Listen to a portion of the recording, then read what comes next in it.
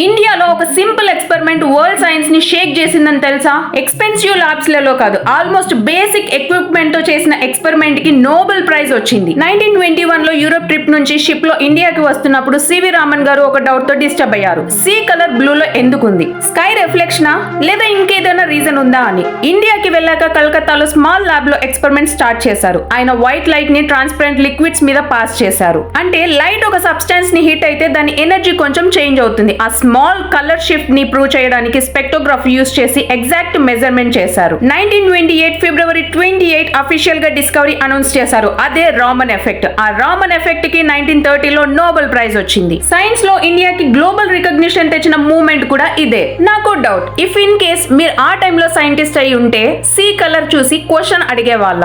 Comment లో చెప్పండి. మీరు ఎక్కువ అబ్జర్వ్ చేసే న్యాచురల్ థింగ్ ఏంటి? బిగ్ ల్యాబ్స్ కన్నా క్యూరియాసిటీ ఇంపార్టెంట్.